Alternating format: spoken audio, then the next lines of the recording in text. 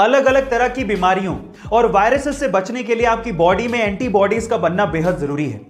और एंटीबॉडीज को बनाने और उनकी एक्टिविटी को बढ़ाने का सबसे नेचुरल रिसोर्स आपके पास ही है, लेकिन भागती दौड़ती जिंदगी की वजह से हम उसे इस्तेमाल ही नहीं करते, और वो है लाफ्टर यानी कि हंसना।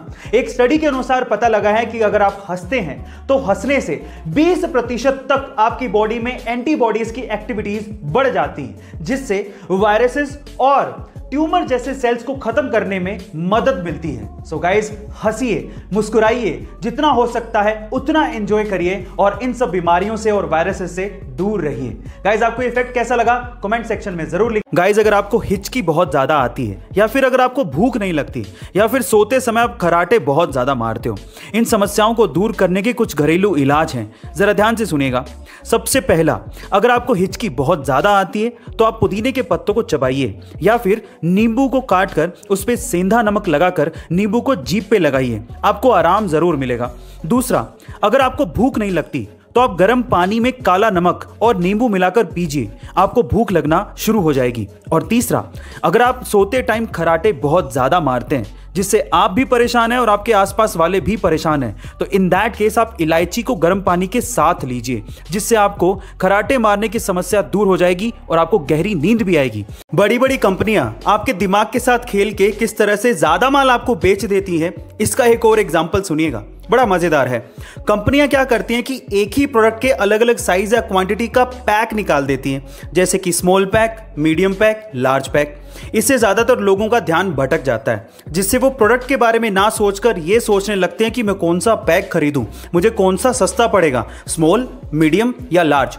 मजे की बात यह भी है कि कंपनियां स्मॉल पैक और लार्ज पैक के बीच में प्राइसिंग का ज्यादा डिफरेंस नहीं रखती, इससे अधिकतर लोग लार्ज पैक ही खरीदते हैं। ऐसा करके कंपनियां कस्टमर की जेब से ज्यादा पैसा निकलवा लेती हैं और उन्हें ज्यादा माल बेच देती हैं। इस तरह के इफेक्ट को डिकोय इफेक्ट कहा जाता है। गाइस, एक घटना है सन 1990 की, जब कश्मीर घाटी में आतंकवाद बहुत ज्यादा बढ़ गया था और इस आतंकवाद के चलते वहां के लोगों को अपने घरों से पलायन तक करना पड़ गया था।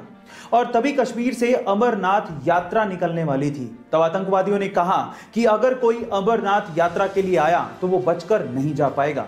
तब इस बात का जवाब दिया हमारे श्री बाला साहेब ठाकरे जी ने।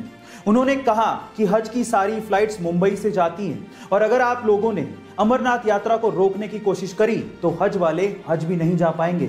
और इसका असर यह हुआ कि अगले दिन अमरनाथ यात्रा शुरू हो गई और आतंकवादियों ने अमरनाथ यात्रियों को कुछ भी नहीं किया।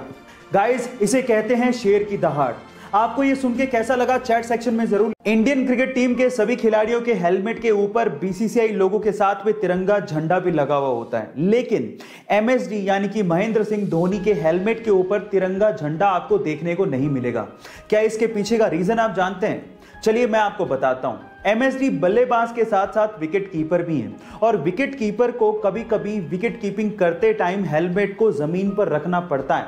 और आपकी जानकारी के लिए मैं आपको बता दूं कि राष्ट्रीय ध्वज संहिता के अनुसार तिरंगे झंडे को जमीन पर रखना अपमान कहलाता है और हमारे तिरंगे झंडे का अपमान ना हो, इसी वजह से महेंद्र सिंह धोनी ने अपने हेलमेट पे तिरंगे झंडे को लगाना बंद कर दिया। गाइस, क्या इसके पहले तक इफेक्ट आप जानते थे? और अगर नहीं जानते थे तो चैट सेक्शन में जरूर लिखिएगा। गाइस, कभी आपको ऐसा फील हो कि कोई आपको देख रहा है और अगर आप इसको कंफर्म करना चाहते हो कि वो आपको घूर रहा था या नहीं, तो उसका एक गजब का ट्रिक है मेरे पास, जरा ध्यान से सुनिएगा। आपको क्या करना है, आपको उसी वक्त उबासी लेनी है और फिर देखो कि क्या वो बंदा या बंदी उसी वक्त उबासी ले रहा है।